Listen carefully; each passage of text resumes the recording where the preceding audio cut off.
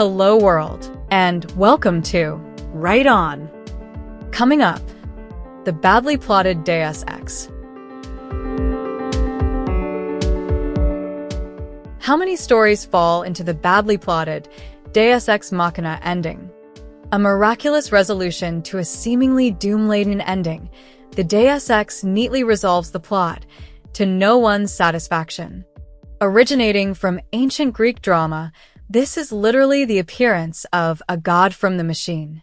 It's a theatrical device where a supernatural figure is winched up, down or sideways onto the stage to fix the plot by divine intervention.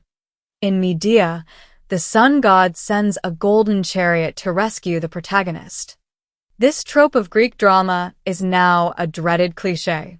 The Deus Ex ending continues to this day in movies and books. In Raiders of the Lost Ark, the light of God from the Ark destroys the Nazis. H.G. Wells attributes humanity's salvation in The War of the Worlds to God in his wisdom. The bacteria that wipe out the Martians don't get a credit. Just in the nick of time interventions are also in the Deus Ex category. For Golding's The Lord of the Flies, a Navy ship arrives in the nick of time to prevent the protagonist's imminent death. In Tolkien's The Two Towers, the cavalry arrives on the fifth day, led by the demigod wizard Gandalf and his magic light. In The Return of the King, the Eagles arrive and airlift Frodo and Sam from the active volcano, Mount Doom. This is after Aragorn co-ops an army of ghosts to break the siege of Gondor. That's two Deus Ex interventions for the price of one. Why is the Deus Ex ending so derided? You can see from the examples the Deus Ex takes many forms. It may not be an actual god. Ghosts, eagles, bacteria, the expedient Navy ship, and the Rohirrim cavalry all fulfill the same role. Timing also plays a part.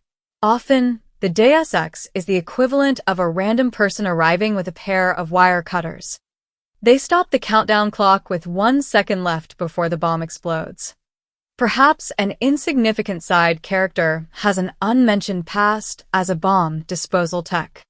Maybe the waitress from the diner took an online course in counterterrorism. In all of these Deus Ex interventions, our protagonist becomes a passive bystander and makes no active choices. If they're a child, without the life skills, physique, or education to resolve the crisis themselves, they get a pass. As an early try-fail episode, this is a valuable learning experience.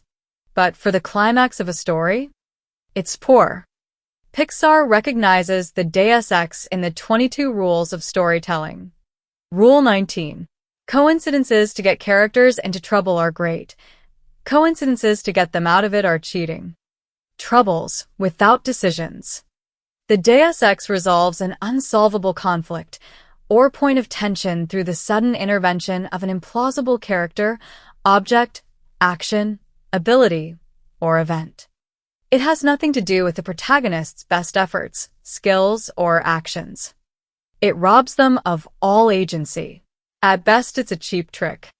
At worst, it undermines all the reader's emotional investment in those characters. What was the point of all that struggle if a giant foot comes down and flattens the antagonist at the moment of their triumph? The Deus Ex engineers a swift, convenient ending that is unearned. It's a kind of betrayal. Savvy modern audiences see through this stuff right away. Flipping the Deus Ex. How do you resolve the unresolvable plot without resort to the disappointing, unearned Deus Ex? Give the characters back their agency. What's the point of an unresolvable climax? It challenges the protagonists to make a path. A favorite Next Generation episode has the warrior in the crew acknowledge he can't fight his way past the enemy. His pivot point? Guile. Your characters have to find that one weakness, that chink in the armor, the flaw in the antagonist's plan. In Avengers Endgame, it's the 1 in 14 million possible futures. Give the protagonist a trait or skill they can deploy to escape their impending doom. James Kirk hacked the wargame simulator in order to beat the no-win Kobayashi Maru scenario. By doing so, He missed a valuable life lesson and took the consequences 40 years later. Always remember, a protagonist who's a bystander isn't a protagonist. Working backwards.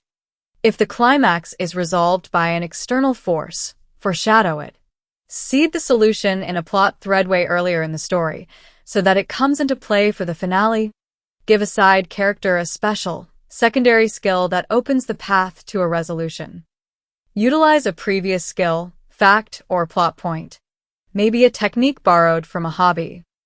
Perhaps an heirloom or some other incidental object from Act 2. Perhaps it's the counterpart to Chekhov's gun, hanging on the wall in the first scene. It's not a Deus Ex if it was there all along. No such thing as coincidence. This is one of the rules of mystery writing. Plant your clues early. Make the revelation at the end of the third act click into place as the missing piece of the puzzle. Readers don't feel cheated if the solution was in front of them all along. They'll forgive a little misdirection if the answer pops out of a previous plot point. Just don't overstretch that plant. How many thrillers have you thrown down with an angry "really, it was that"? I play fast and loose with my protagonist's second sight, her visions of possible futures. Some are unreliable. Some are incompatible. As long as the reader premonition as a real phenomenon, I can play around with the reliability and point of view. I can set up and subvert all kinds of doom scenarios. And the character is forced to make choices as a result. Defy the Deus Ex. Break the machine.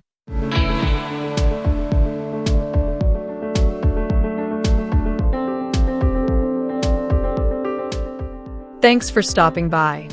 You can like and subscribe to the channel, or go to robincatling.com.